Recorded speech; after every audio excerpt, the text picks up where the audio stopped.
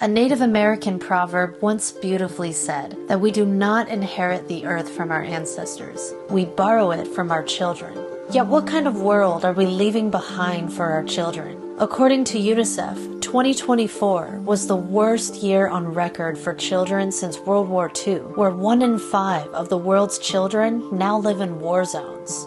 Yet it's not just children who are suffering. High-level U.S. military officials have broken the silence about our counterproductive military operations and the human rights abuses that always result from those operations. The horrors of war have left countless veterans with serious medical problems, enormous PTSD, and deep shame. In 2019, the New York Times reported that more than 45,000 veterans and active duty service members have killed themselves in the past 6 years. A recent Pentagon study concluded that U.S. soldiers are 9 times more likely to die by suicide than they are in combat. Since the attacks on October 7, 2023, the Israeli army reported that there have been 28 soldier suicides, the highest in 13 years. Yet even this human tragedy has become fuel for more hate. Pro-Palestinian voices on social media have celebrated these suicides, tragic evidence of how violence dehumanizes both the oppressed and the oppressors.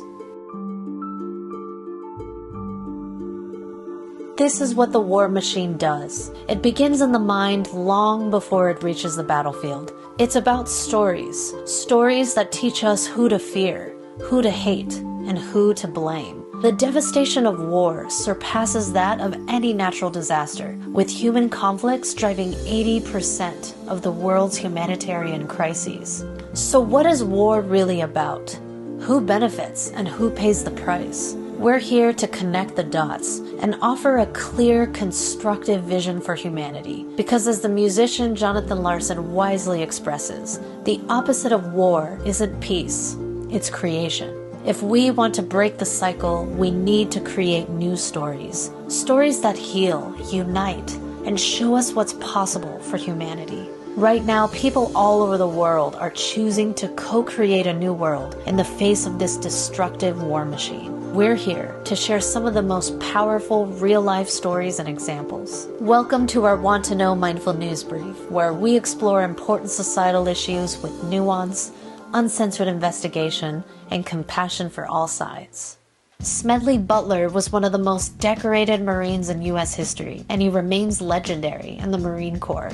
Yet the Marines who honor him today are rarely taught what he said about U.S. foreign policy after he retired. In his 1935 book, War is a Racket, Butler shattered the illusion of war as a noble cause, revealing that he had spent his career as a, quote, gangster for capitalism, manufacturing wars not for freedom or democracy, but to protect the financial interests of corporations, bankers, and Wall Street, while civilians and soldiers paid the biggest price. In the case of Vietnam, after millions of civilian deaths and incomprehensible devastation, whistleblower revelations from the Pentagon Papers exposed that the U.S. had falsified evidence surrounding the Gulf of Tonkin incident to justify escalating the war. Even though top generals knew American victory wouldn't be possible, the war machine kept going, lining the pockets of defense contractors, politicians, Wall Street financiers, and shadowy forces within our government who actually smuggled heroin into the U.S. using the corpses of dead soldiers. The mission is to reach the top of the drug world. And I was a deep cover agent. I was in the hard narcotics smuggling unit. The case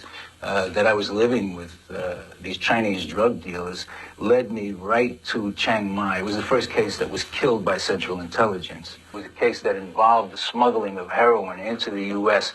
in the dead bodies of GIs. They actively destroyed cases. They actively put DEA agents' lives on the line to protect the drug flow. I was one of those. We did this investigation. We did it 10 years ago. We had witnesses under oath. We can say for a fact that Contras dealt cocaine, that the secret war in Nicaragua created conditions that opened the door to a flood of cocaine in America. And we know that the CIA and Oliver North and people in the White House knew about that. This didn't start in Central America with this problem, and it didn't end there. We started with Kun Sa in Burma helping the Kuomintang against the communist Chinese, he became a major heroin dealer. In the Vietnam War, we worked with hill tribesmen who were in the heroin business. You may have seen the movie Air America. The problem here is it's gone on again and again and again. When the U.S. invaded Afghanistan in response to 9/11, U.S. forces and their Afghan allies killed more civilians than the Taliban, transforming the country into a total narco-state, undoing the Taliban's highly effective ban on poppy cultivation, which had resulted in a staggering 75% reduction in the global heroin supply that year. Under our rule, Afghanistan once again became the world's largest source of heroin. And let's not forget the staggering waste of taxpayer dollars. Nearly $2 trillion spent that was either completely wasted or pocketed by officials, gangsters, warlords, and drug lords. When we left Afghanistan, we left behind tens of billions worth of weapons and equipment, effectively turning the Taliban into world-class arms dealers and turning Afghanistan into a thriving black market for illegal arms sales. The Intercept said it best. As the Taliban took over the country in days, it seemed that the whole thing was a colossal failure. But if you check your portfolio of defense contractor stocks, you'll see that it was an incredible success. Every statement I make today is backed up by sources. Solid sources. The U.S. invaded Iraq under false pretenses, presenting fabricated evidence to the UN Security Council suggesting that Saddam Hussein possessed advanced weapons of mass destruction. Yet secret memos revealed that the invasion of Iraq was largely about controlling Iraq's oil fields.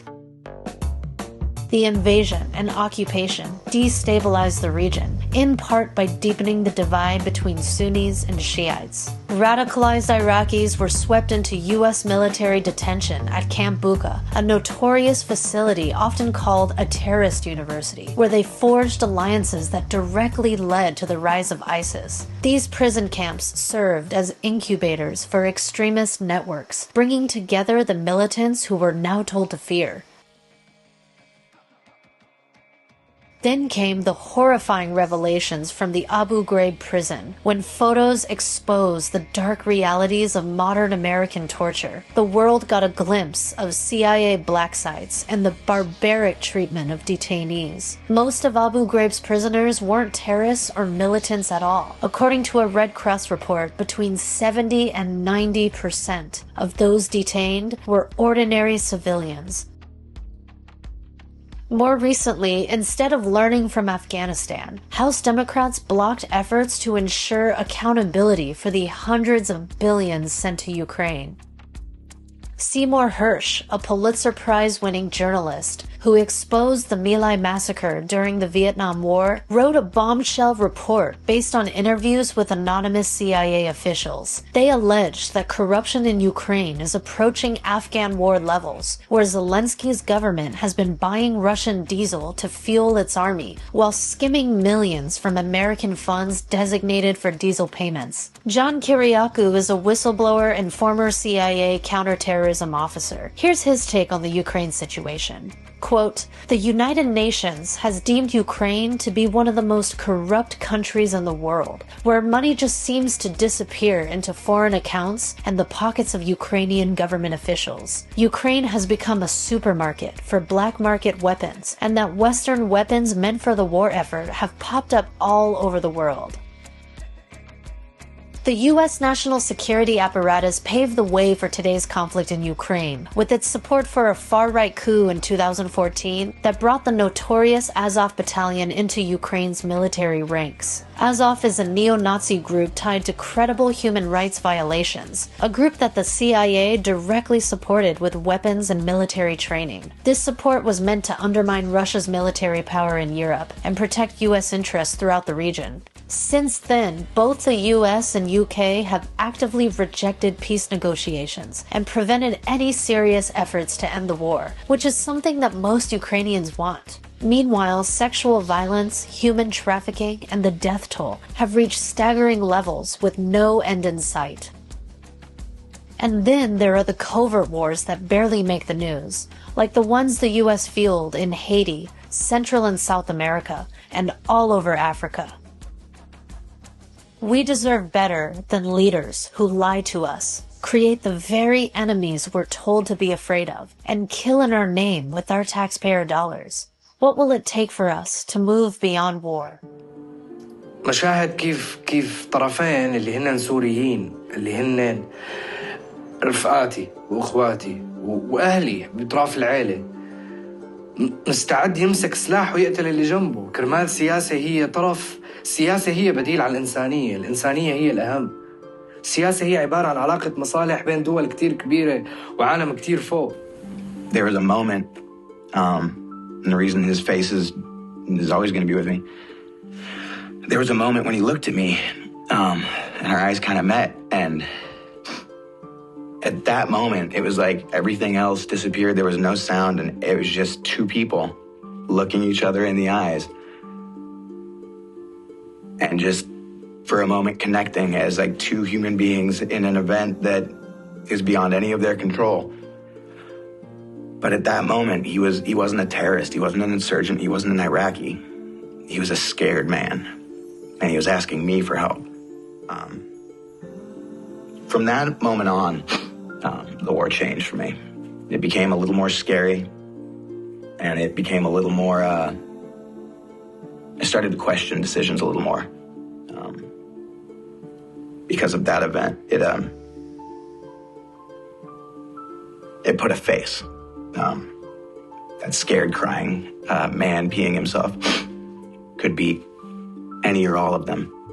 The narrative is always the same. We're the protectors of freedom, standing against the bad guys. But how often do we stop to question that story? In 2001, Shafiq Razoul and Ruhal Ahmed traveled to Afghanistan for a wedding, where they got caught in a bombing raid during the U.S. invasion. Detained by Northern Alliance forces and sold to U.S. authorities for a bounty of $35,000 each, they were transferred to Guantanamo Bay, where they were beaten and held without charges for over 2 years. This practice was part of a common strategy used by the U.S. during the War on Terror, where individuals were detained and transferred to U.S. custody in exchange for cash rewards.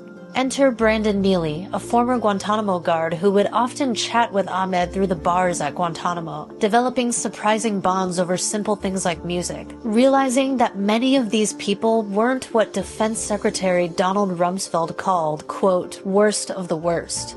After leaving the military, Neely became haunted by the horrors and human rights abuses he witnessed and took part in at Guantanamo, saying that the U.S. was basically just putting innocent people in cages. So Neely took an unexpected step in 2009. He found Ahmed and Razoul on Facebook and apologized for his actions, which began a series of email exchanges. Neely then decided to travel to the UK for a face-to-face meeting with the former prisoners, which the BBC covered. All men were fully aware of how rare and significant this moment was, with even Razoul's family telling him to stay away from Neely.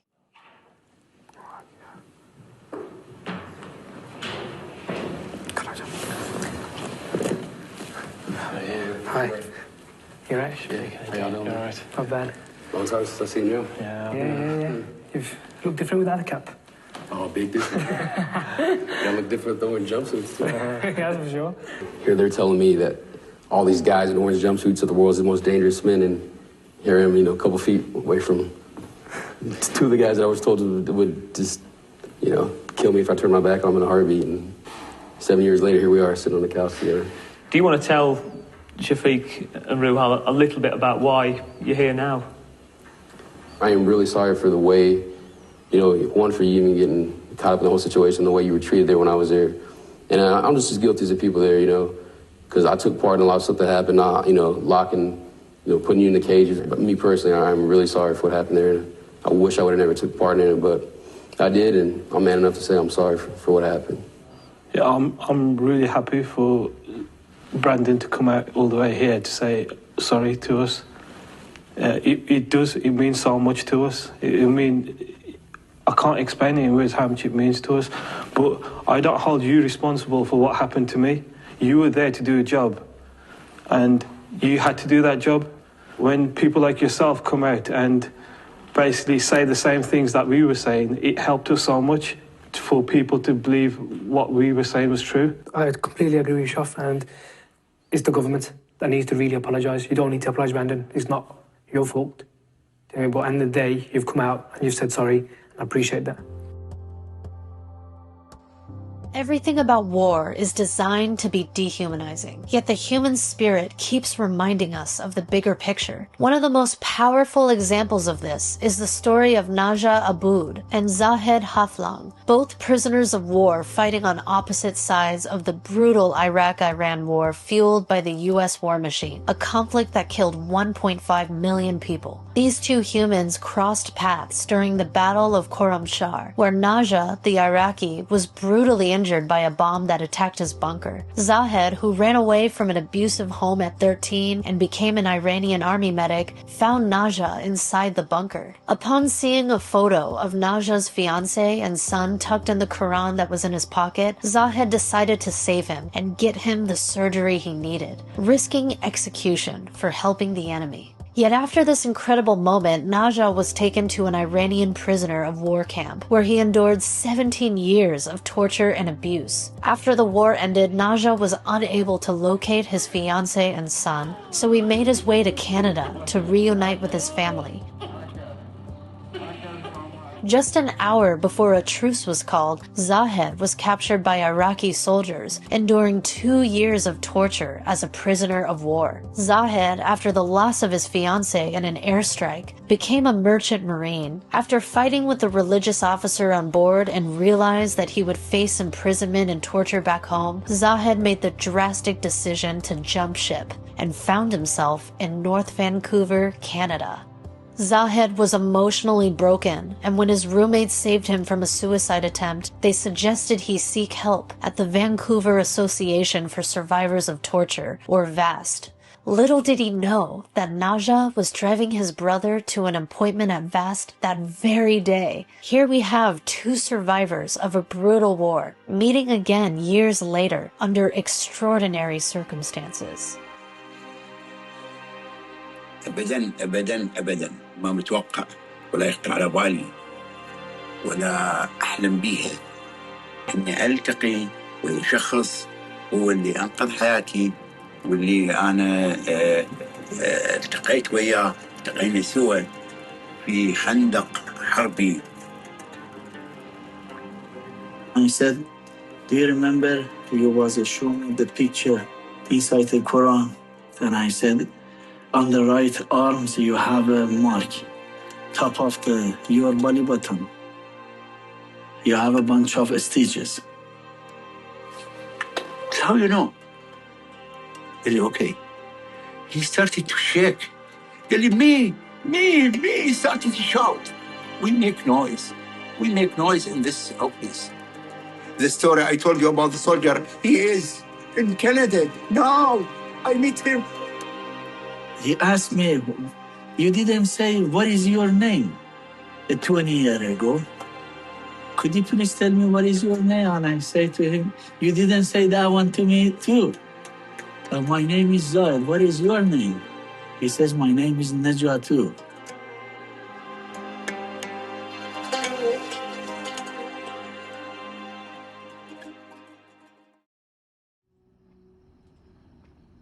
Out of 36 million human beings in Canada, they both meet right there. It's a miracle, you know. He was miserable. Now, every time I see him, I try to help him. We are like a brother now. We are real brother. When I met Naja, he was catch my hand from darkness and move me to light. He was show me the way. I never think one day one Iraqi, it's gonna be part of my destiny, part of my life, part of my body, part of my memory. This time, he helped me.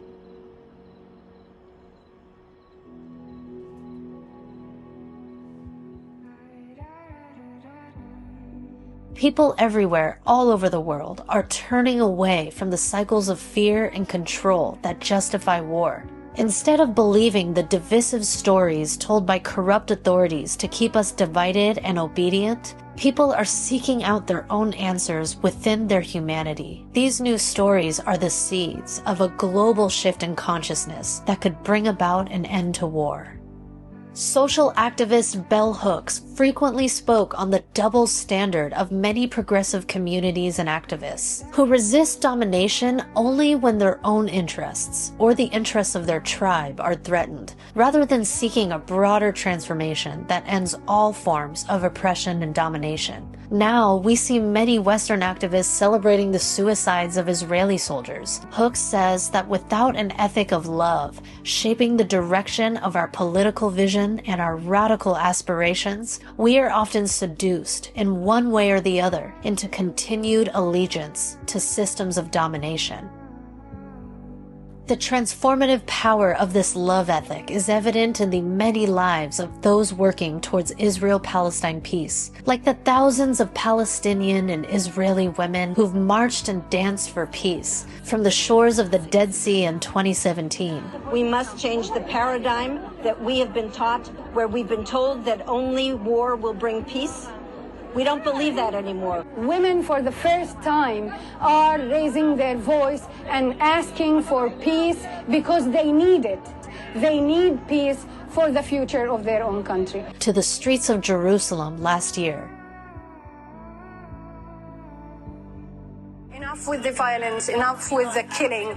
We want our kids to have a potential to live.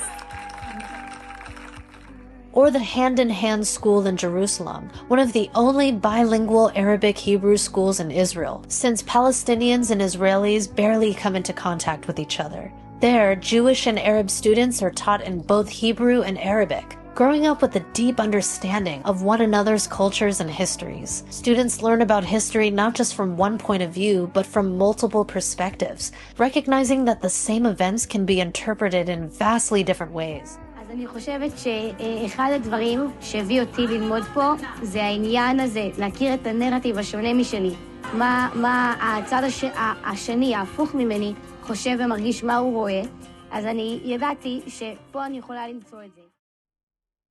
Over 700 Israeli and Palestinian families who have lost loved ones to the conflict are part of the Parent Circle Families Forum, an organization that cultivates healing, reconciliation, and open dialogue between Israelis and Palestinians. The Parent Circle was founded by Yitzhak Frankenthal, whose son was kidnapped and murdered by Hamas in 1994. I'll never forget the story of Ghazi Brigith, a Palestinian electrician, and Rami El-Hanan, an Israeli graphic designer, who met through the Parent Circle and became brothers. Ghazi's brother was killed at a checkpoint in 2000, and Rami's 14-year-old daughter was the victim of a suicide bombing in Jerusalem in 1997. Rami shares his story. I was on my way to the airport when my wife called and told me Smadar was missing. When something like this happens, a cold hand grabs your heart. You rush between friends' houses and hospitals, then eventually you find yourself in the morgue, and you see a sight you'll never forget for the rest of your life. I don't forgive and I don't forget. But when this happened to my daughter, I had to ask myself whether I'd contributed in any way. The answer was that I had.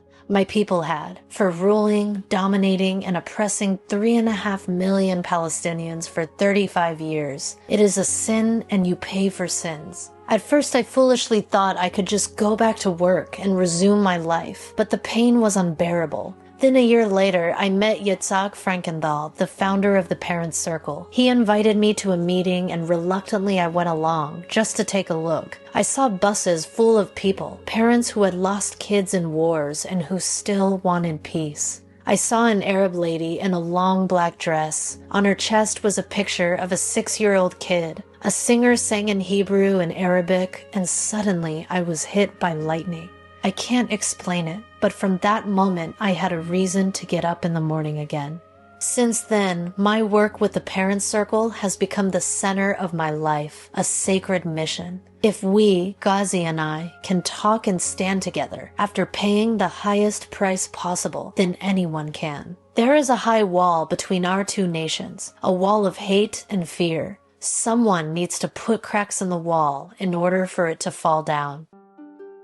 Healing can take many forms, yet they all contribute to the creation of another world, one that holds better possibilities for humanity. Rwanda's Gacaca courts were the largest community-based justice system in history, created in the wake of the Rwandan genocide in 1994, where 800,000 people were killed in just 100 days. The genocide resulted from a government propaganda campaign that prejudiced the Hutu majority against the Tutsi minority, and the violence could have easily led to a civil war lasting years. Instead, through public dialogue and confessions, these Gacaca courts heard nearly 2 million cases, giving communities the space to confront the intimate violence committed by neighbors and family members, giving victims the space to share their stories, and giving everyone a path to coexistence over revenge. In fact, Rwanda is one of the only countries where the victims of such dark atrocities live side by side with the perpetrators.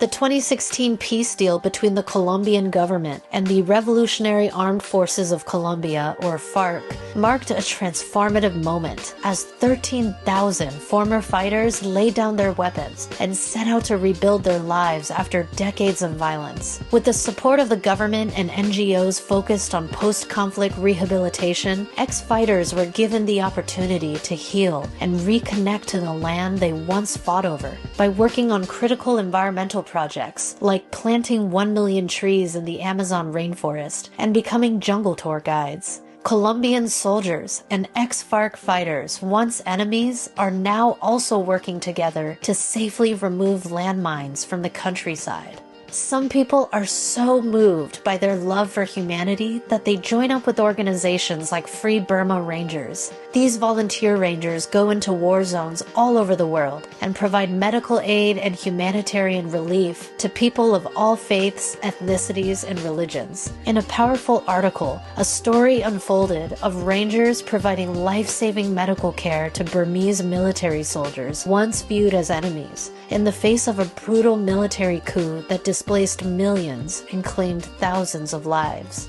The Rangers shielded these soldiers and their families with their own bodies during airstrikes, and even gave their own blood to save their lives. They told these soldiers, "The cause of the dictators is lost. Please give up on that idea, rooted in force, control, greed, and hate. We are not better than you. God has made us to love each other and help each other." We evacuated the wounded to a casualty collection point as the people in hiding streamed out and fled. The military jets came in again late that night, and the next 2 days destroying the monastery and all the buildings around it, multiple airstrikes. Back in casualty collection point, one of the mothers whose 17-year-old daughter was killed cried in my arms. The mother's cry pierced our hearts. She was a special young girl for the world. She tried so hard. She tried so hard. My husband was just shot and killed last week by a sniper. Now my daughter is dead. Oh, what can I do? What can I do? And then, as we fled, someone even stole all our money that I'd saved. I'm so sad. I'm so sad. Oh, my dear daughter, my dear daughter. All we could do is hold her and pray for her and shed tears with her. Having 3 children, I could feel that pain like a knife in my heart. We gave her money to help her make up for the loss and promised we would always be a family to her, to help from now on.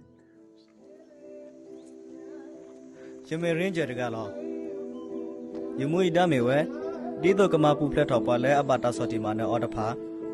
Usotalo pahaku puatu tila gopogo. Tatota logo. Dotama balokita lokobyapu agonilo. You can have any religion or no religion, be from any ethnic group, man or woman, young or old, and join FBR. So the main standard is be able to read and write, love your people, don't run if people can't run, don't give up. And you can be a ranger. And then here in the training, we push them.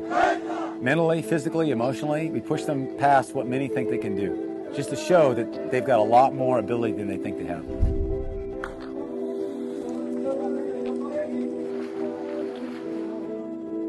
The oppression that's here draws people to stand against it, out of love.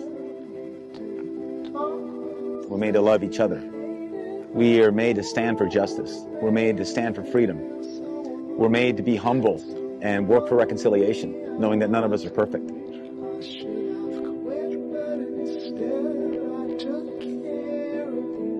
We can stand with people in need. We can pray with them. We can give them medicine when they're sick. We can comfort them. We can train and build them up. These are things we can do. We can tell the world what's happening. We can acknowledge to them that we know what's happening. Love compels us to go.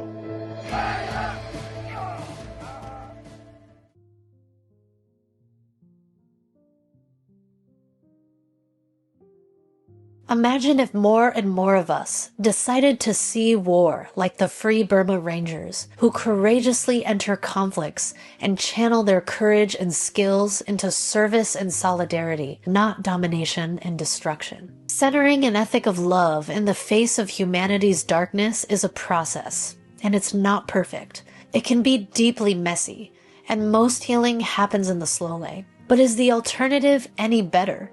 Can we really trust our leaders to guide us toward peace when they profit so handsomely from manipulating our divisions and manufacturing more wars? Is our continued tribalism and domination mindset making the world any safer or more peaceful? And if our activism is rooted in opposition, othering, and polarization, does that really pave the way for the world that we want to create?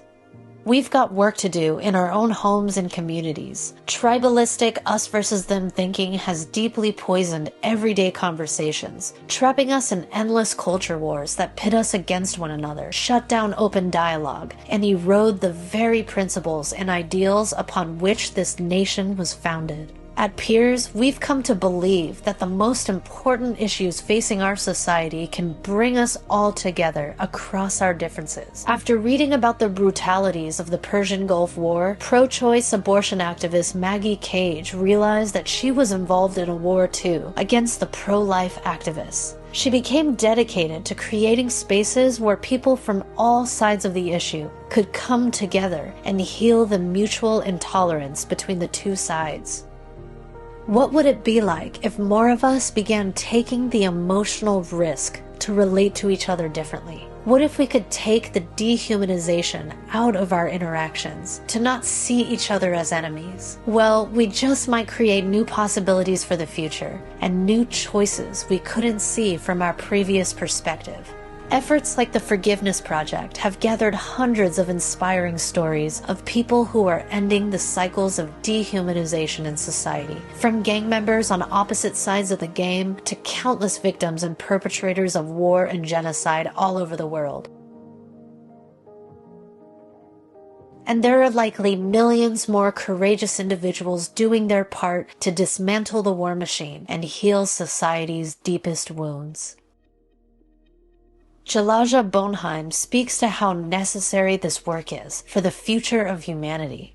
Today, the transformation of consciousness is no mere personal indulgence. Rather, it's a potentially life-saving medicine for our species. Feelings like resentment, blame, and hatred are sourced in visceral survival instincts and have a strong physiological component. They affect our blood pressure, our immune system, our heart rate, and so on. But the same can be said of positive feelings like love and compassion. They too are crucial to our survival. Whenever we share heartwarming experiences with people whom we formerly feared, distrusted, or simply didn't know, we recondition our body to respond to them in a positive way, in a way that causes our body to produce positive, pleasure-enhancing chemicals instead of negative, disease-producing ones. Next time you meet a stranger, remember, you're looking at an opportunity to erase an ancient toxin from the cellular memory of your body. We can't shift the chaos we're in until we name it clearly. When we can recognize what's really pushing us in our personal lives and as a society, we already have a degree of freedom from it. Challenging information can paradoxically remind us of the greater good. It is the courage of the people and the love for the common good that bring these injustices to light, fueling open dialogue and constructive action. Check out the links below for more resources and inspiring stories of people all over the world healing the war machine. And if this video sparked something in you, please like, comment, subscribe, and share our work widely. Join us in being part of this global team of loving, courageous people dedicated to transformation on this planet.